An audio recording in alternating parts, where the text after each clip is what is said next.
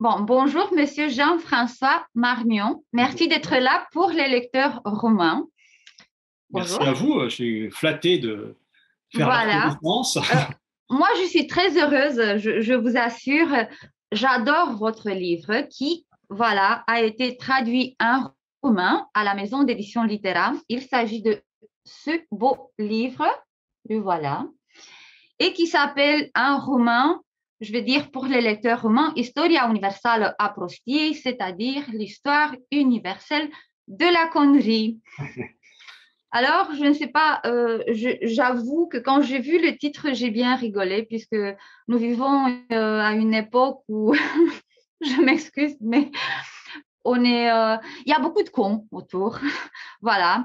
Les cons, c'est toujours les autres. Mais ma première question, Monsieur Marmion, c'est pourquoi écrire sur la connerie? Pourquoi pas sur l'intelligence humaine? Voilà. Parce que l'intelligence, ça fait un siècle que les psychologues écrivent dessus. Mhm. Ils écrivent d'ailleurs pas mal de conneries sur l'intelligence.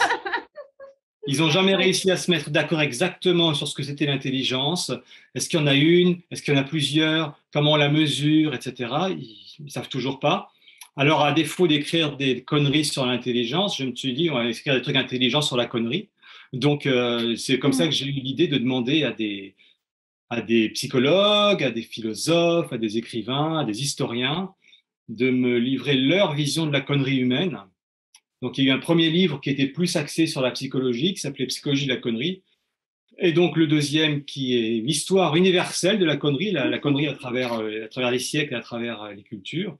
Il y en a même eu un troisième en France, Psychologie de la connerie en politique. Oui, ça c'est parfait.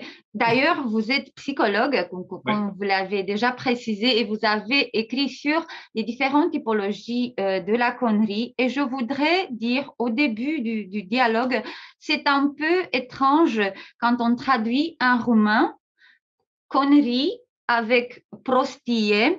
Donc, il n'y a pas une similitude parfaite, mais on n'a pas de mot qui, comme en français, voilà, englobe toutes les typologies de cons qu'on peut rencontrer. Alors, est-ce que vous avez pensé avant d'écrire ce livre à une typologie de cons ou c'était, je ne sais pas, une expérience à un moment donné qui vous a dit non, il faut que j'écrive sur ce type de con qui est vraiment partout. Ce qui m'a vraiment déterminé, justement, c'est le mot français de connerie, Mhm. qui est un gros mot en français, mais qui est, bon, c'est pas non plus le plus gros mot qu'on puisse entendre. Tout le monde l'emploie. Mais ça désigne des choses très différentes. Ça désigne quelqu'un qui est complètement ignorant. Ça peut Oui. con. Ça peut désigner quelqu'un qui a des stéréotypes, des idées préconçues sur les gens. Ça peut désigner quelqu'un qui se trompe dans ses raisonnements simplement, qui commet des erreurs, quelqu'un qui persiste dans son erreur. Enfin bref, ça recouvre toutes sortes de travers et de défauts humains. Et donc, comme le mot n'est pas très souvent employé dans ce genre de publication sérieuse, tout ça, j'ai trouvé intéressant cette idée de contraste entre un mot qui veut tout dire et n'importe quoi en France, et puis en même temps, des gens très sérieux qui vont employer des gros mots pour une fois. Il faut qu'on s'excuse à ceux qui regardent cette interview parce qu'on va dire des mots. Et je pensais à un moment donné, bon, on a tous du mal à reconnaître que parfois, on est tous un peu cons. Vous savez, il y a Sartre qui dit l'enfer, c'est les autres. On peut dire les cons, c'est toujours les autres parce que, bon, nous avons cet orgueil humain, cette admiration de soi, oui, chacun de nous. Et on reconnaît jamais quand on fait une connerie. C'est peut-être la nature humaine, je pense. Alors, je pense qu'on reconnaît quand on fait une connerie, parce qu'en France, en tout cas, on dit ah, quel con, quand on Mhm. s'aperçoit qu'on a commis une erreur. Mais quand on dit ah, quel con, on cesse de l'être, puisqu'on prend conscience de son erreur, on fait preuve d'intelligence en ayant compris qu'on était con. Donc, la connerie s'annule. Le vrai problème, c'est quand on ne dit pas ah, quel con.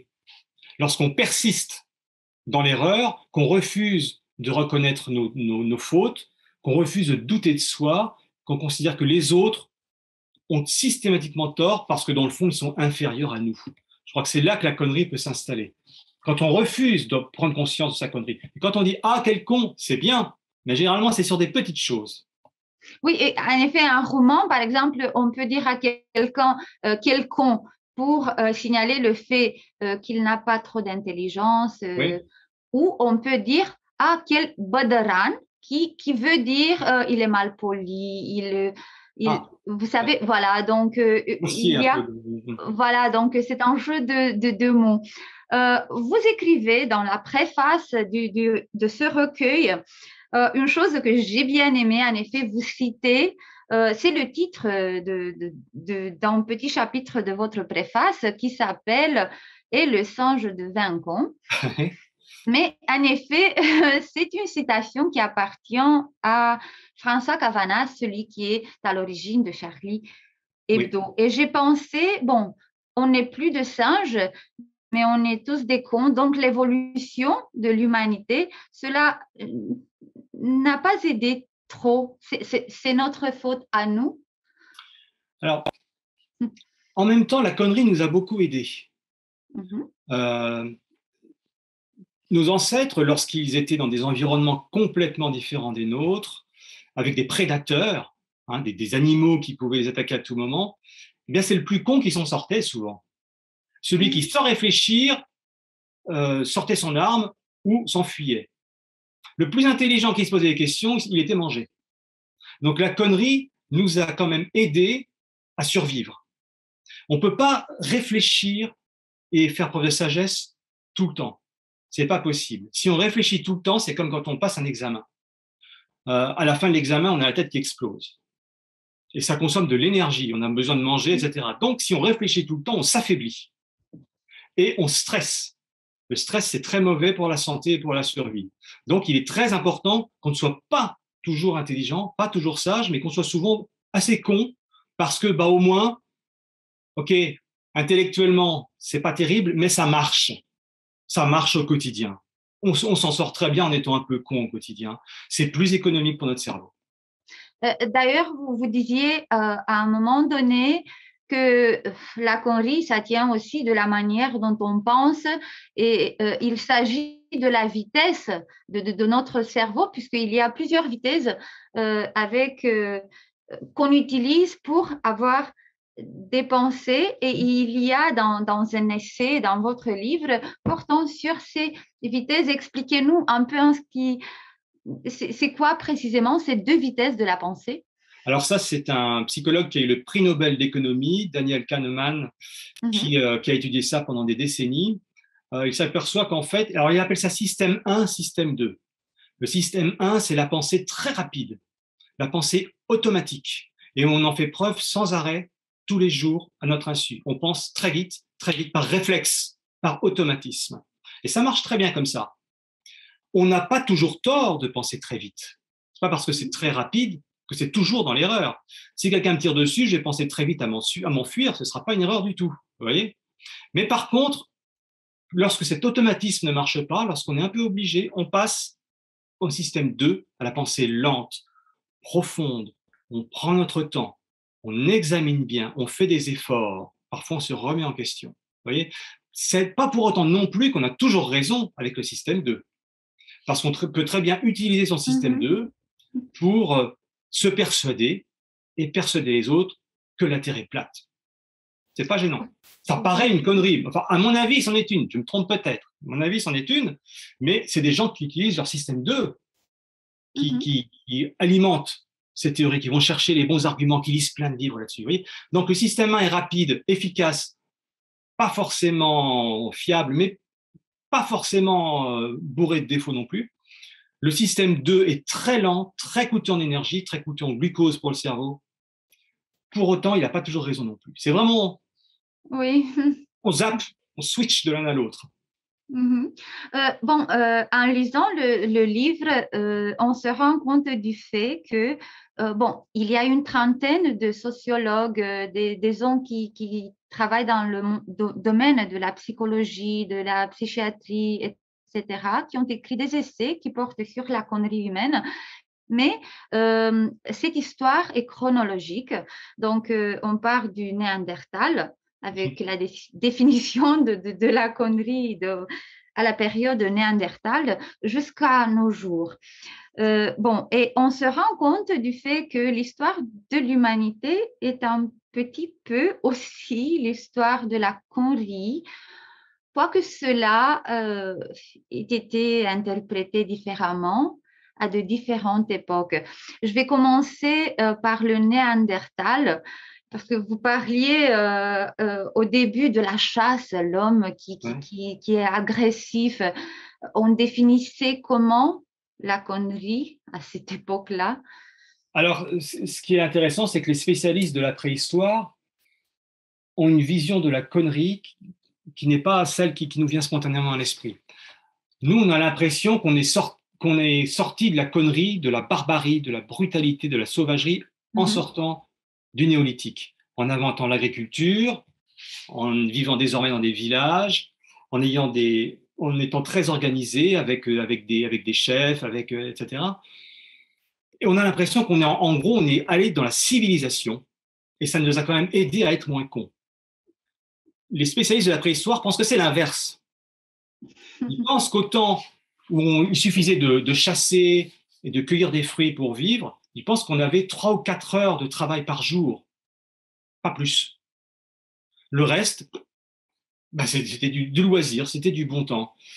Et en inventant la productivité, en nous obligeant à produire des aliments plus que nécessaires, à les stocker, on a provoqué des catastrophes. C'est-à-dire, on a provoqué le stockage d'aliments. Toi, tu auras des aliments, pas toi. Je décide que c'est moi qui vais garder les aliments, etc. Enfin, vous voyez, il y a toute une économie qui s'est mise en place, qui n'était pas nécessaire et qui a donné lieu à des inégalités sociales, à de la jalousie. Et c'est seulement à partir de ce moment-là, contrairement à ce qu'on croit, c'est seulement à partir de ce moment-là que les gens construisent vraiment des armes.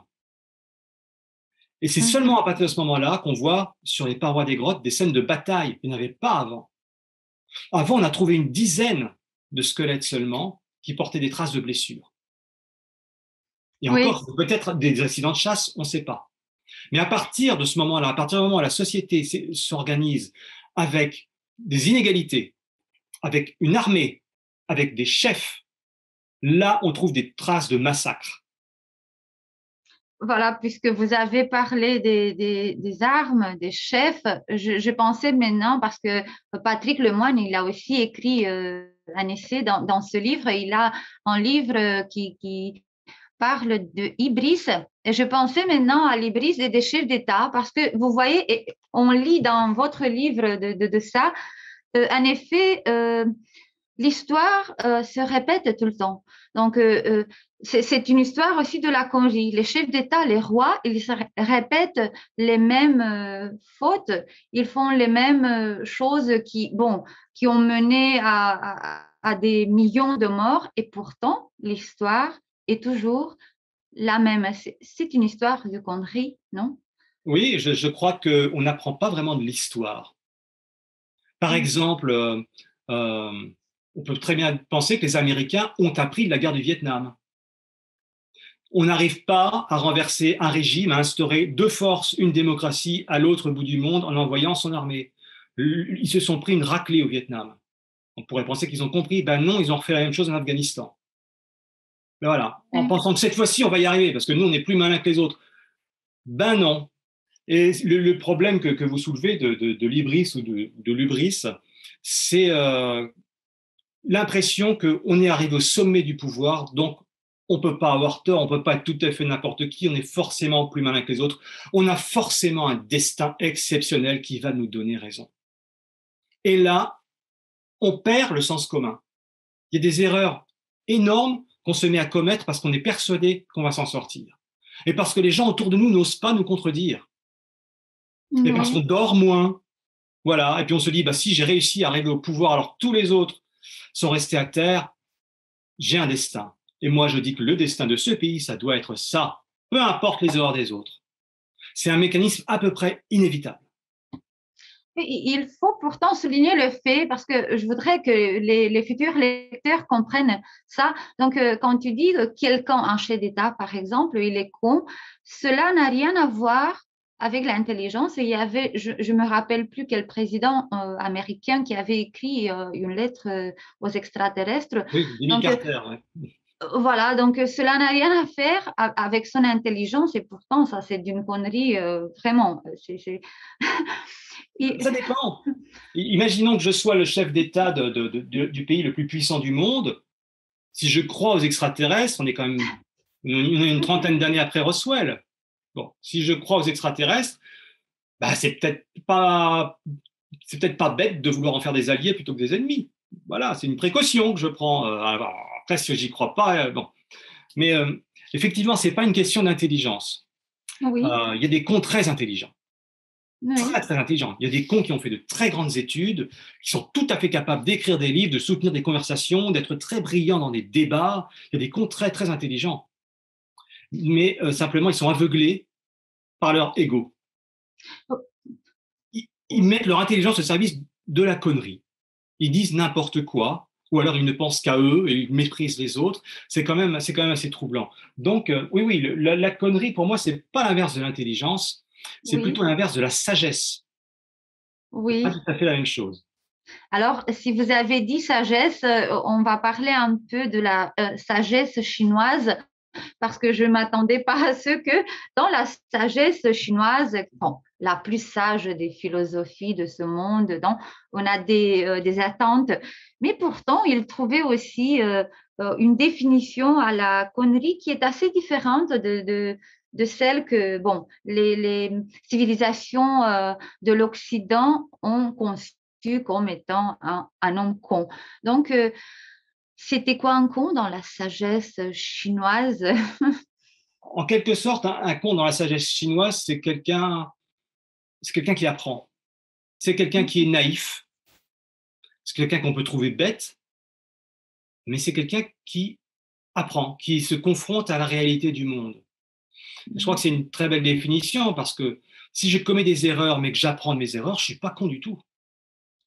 J'apprends des choses, je m'améliore sans cesse. Si je refuse d'apprendre de mes erreurs, là, je suis très con. Donc, la connerie, c'est pas faire des erreurs. En France, on dit qu'on fait des conneries quand on fait des erreurs. Mais on n'est pas con pour autant. On est con quand on persiste dans ces conneries, en étant persuadé que c'est le monde entier qui a tort. Voilà, ça, c'est de Ouais. la connerie. J'ai, j'ai- Je ne me remets pas en question. C'est les autres qui ont tort, c'est la réalité qui a tort. Ça peut pas être moi. Là, c'est de la connerie. oui, je pensais, mais non, j'ai été étonnée de voir qu'au siècle, bon, je savais un peu l'histoire du siècle des Lumières et l'histoire de l'encyclopédie, mais c'est dans votre livre où j'ai lu des cacouacs. Euh, En effet, on appelait les Kakwa que les gens qui ont rédigé l'encyclopédie et donc qui étaient des esprits très ouverts vers la science, enfants vers la science et non pas dans l'obscurantisme du Moyen Âge.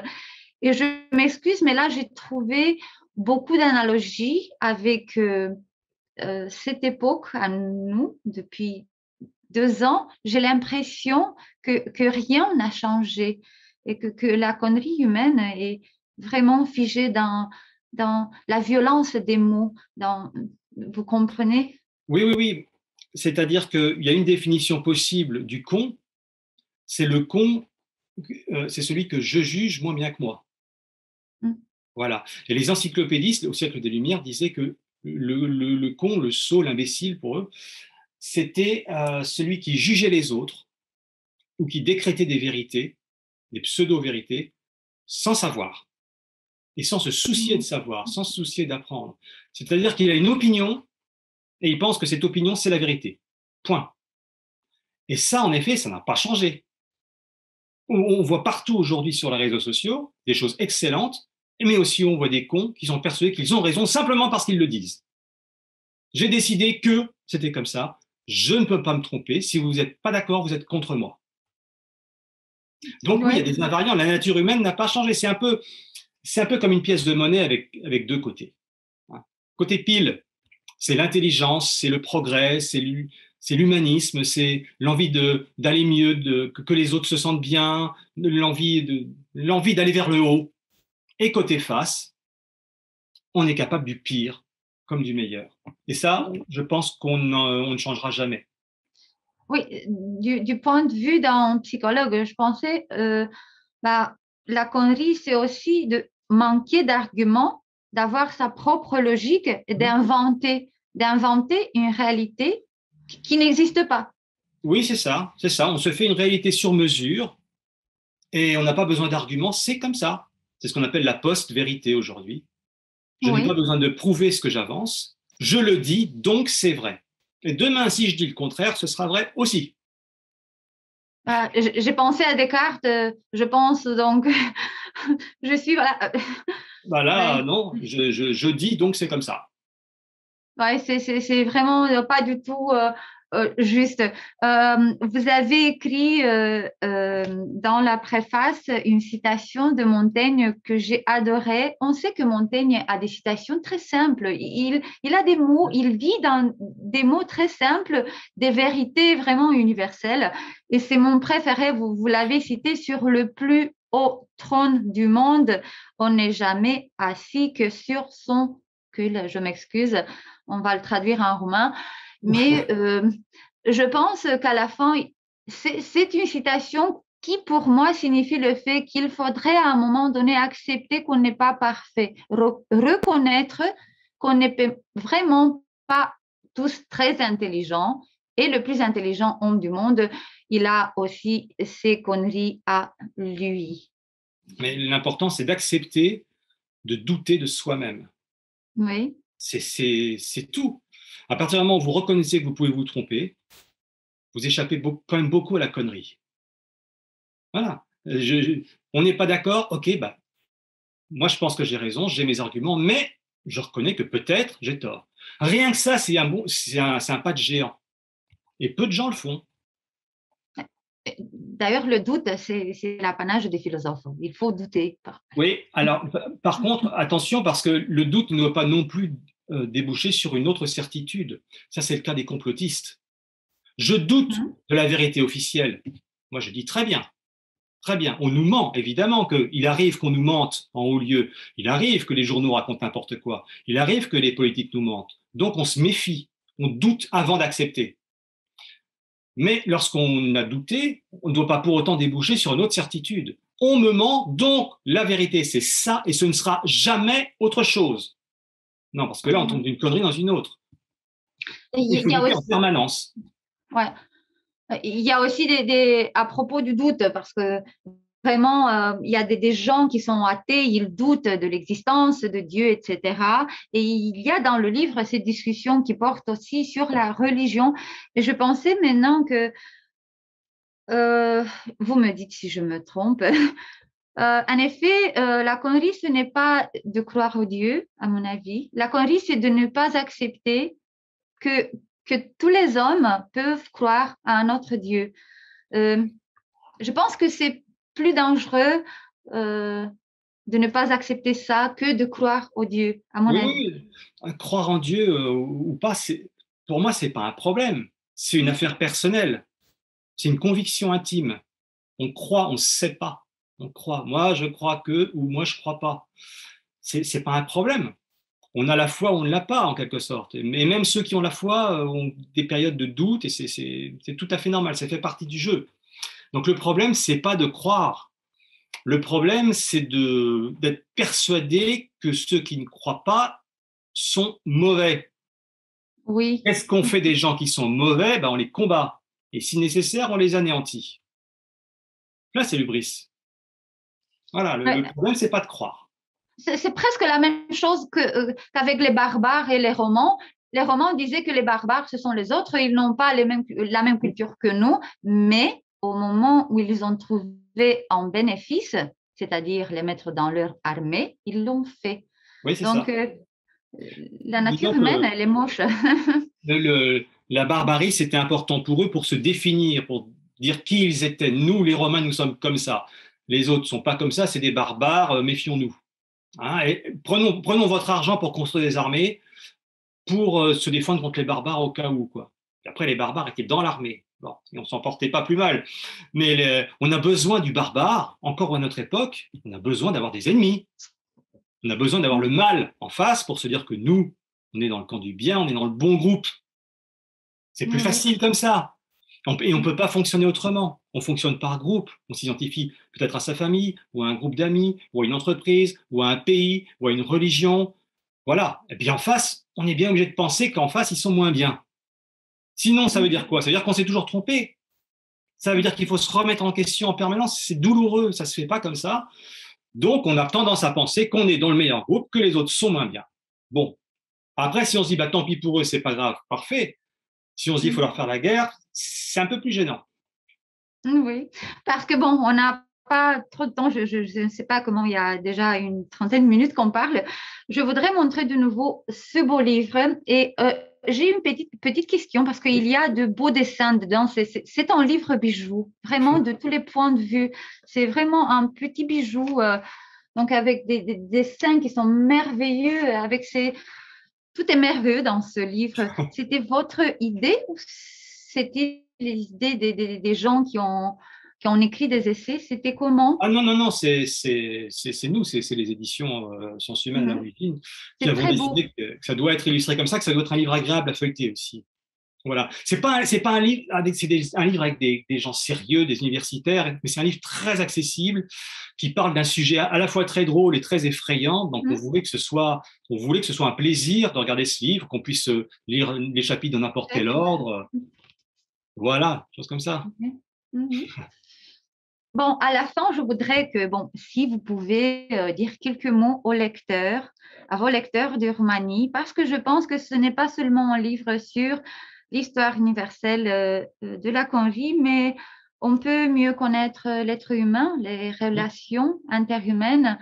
C'est un très bon traité pour ça.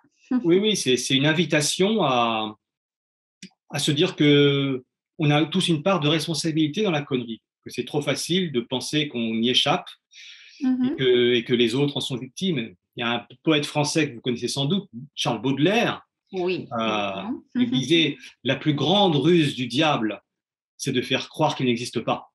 Eh bien, Oui. le plus grand triomphe de la connerie, c'est de faire croire qu'on est épargné.